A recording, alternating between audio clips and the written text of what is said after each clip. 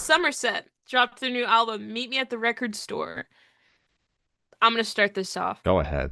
I don't have many in-depth things to say about this record. I mean, maybe I'll start talking and like a bunch of shit will just come out. We'll see. Um, I liked this record a lot. A lot more than I thought I would. I was making notes while listening to it. Granted, I was fighting for my life. This was partially the reason why I was in a fetal position like an hour and a half ago.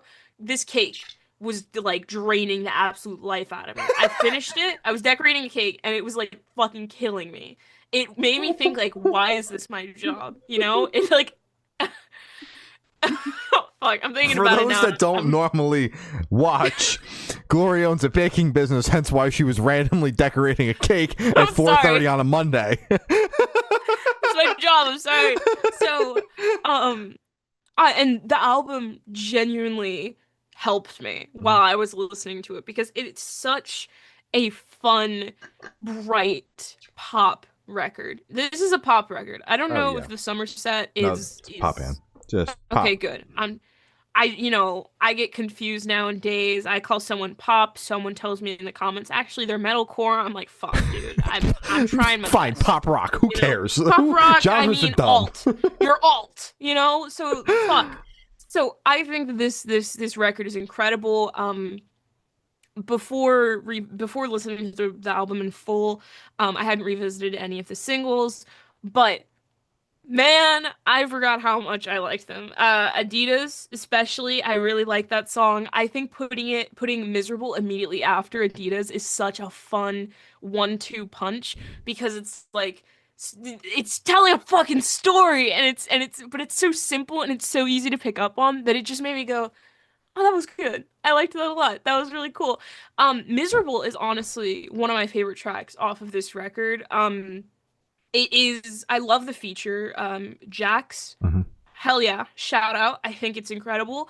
Um, it is, I'm not gonna explain it. It's just two sides of a fucking dead end relationship. It's sad, but putting it after Adidas makes so much sense because it's like you finally got them, and then it's like, fuck, this kind of sucks. It's incredible. I love it. Um, I think What I'm Made of is really fuck, I think Algorithm in Blues is incredible. What I'm Made of is great. Actually, let me go back to the opener. For the first time, this record confused me a bit because it opened up and it sounded country, and I was scared. And then I had to remember, I was like, fuck, I think that's We're just his listening to the vocals sometimes. Somerset of all bands. Come on. I was like, come on. And then I was like, I think that's just his vocals because like instrumentally, nothing's leaning country, but it's like in the vocals, you can kind of hear a little twang in there, and it just scared me a little bit. But I was like, I had to bring myself back. And then that's when I don't want to party. Adidas, miserable. I was like, okay, good, I'm safe. This is a safe space. Um, Hit and Run is great. Gloria. Fucking jump scare, dog. I will take that as a compliment. Thanks, guys. I will not leave the city, the big city of Suffolk, Virginia. It's this is where I belong, guys. Um, 34 is really good. I loved Dizzy. The closer, Dizzy, is absolutely phenomenal. Again, it feels like a closer. I feel like it wraps up the record perfectly. Um, this entire record. Oh, wait, what was the one that I sent in the chat that I really liked? All of Us.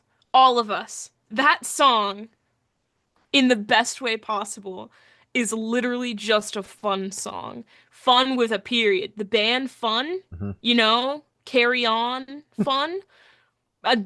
Tonight We are Fun. young. We Are Young. In parentheses, We Are Young. Um, that is literally just a fun song. Like even with the vocalizer at the end of it, it was like I was taken back. I was like, who the fuck was Jack Antonoff? Like, did he put his little fingers in this or something? Because he was in Fun. If you didn't know, I think maybe I'm getting my Jacks mixed up. I'm pretty sure he was. Um, it got me excited because it felt very nostalgic and it felt very, it didn't feel like they were trying to make like a cheap copy of it. It felt like it just happened, Mhm. and it was beautiful and it was natural, and it fit in the record as well because there are bits and pieces of this record that are extremely nostalgic of that early 2000s pop, and it makes me so happy because it just feels real and it feels like this was just taken out of that era. instead of someone was trying to make it. Like that was our inspiration. No, it just felt like they just popped out of a fucking time machine from the early 2000s and they made this. Mhm. This is all they know. I loved it. I really liked this record. It brought a smile on my face after the constant disappointment on this playlist today. I had to listen to MGK 2 weeks ago, granted, a week ago, but the pain was still there. That wound was still healing, and this put a nice little kiss and band-aid on it for me. And I love them for it. That's Good good. record. That's good to Yeah. hear. Yeah, I liked the new record. We've been waiting for a new album from the Somerset for a while. We had them on the podcast a few years ago to chat about Blossom, and it's been a minute since then. So when they started dropping, obviously there was excitement in our camp because that record was very good. I appreciate the Somerset, and yeah, for the most part, I like the singles. I don't know, Adidas, I get it. Something about like the very on the nose lyrics makes me want to skip the song most of the time. Yeah. You know, It's just fun. I don't It's know. fun I pop, I feel like you know? the vocals are a little too high in the mix. Like, I'm you know, such a hypocrite. Korn did the exact same thing. Yeah. But you know, Jonathan Davis's vocals are buried just a little bit more in the mix. So you don't always hear that he's saying that he's dreaming about having sex. But Brian Logan Dales is right there on the top of everything, Can't belting miss it. Can't miss it. But that's just a fun little thing. I think the song is incredibly catchy. So I'll give them that, and it's grown on me since hearing it for the first time as a single, because I know when it was a single I was like, yeah, no. But I don't mind it so much now. I do like Miserable, you know, with Jax. I think that she's incredible as an artist as well, so putting these two artists together is really, really, really dope. Algorithm and Blues, in parentheses, over and over.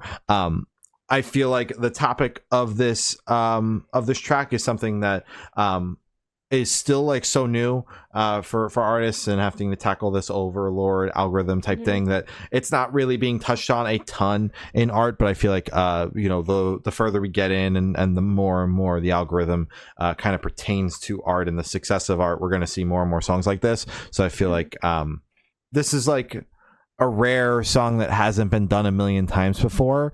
You know, when you're picking one of like the quote unquote cliche topics.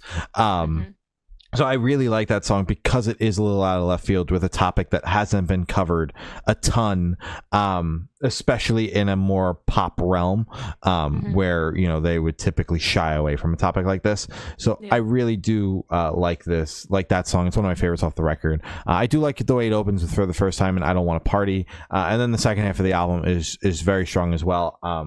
Basically it's just nothing but hits on the album. There's no like overarching really slow moments that slow the record down and bore the shit out of me. It's just a fun listen that just kind of cruises through and is overall, you know, maintains an upbeat kind of thing. I really do like Brian's vocal delivery on this. I think that it's incredibly strong, and it sells a lot of the songs for me, just the way he delivers the songs vocally. I do like him as a vocalist a lot, so a special shout out to him and his vocals on the record. But the band sounded incredible, and it's just a classic Somerset album, honestly. Can't be mad. Can't be mad at that.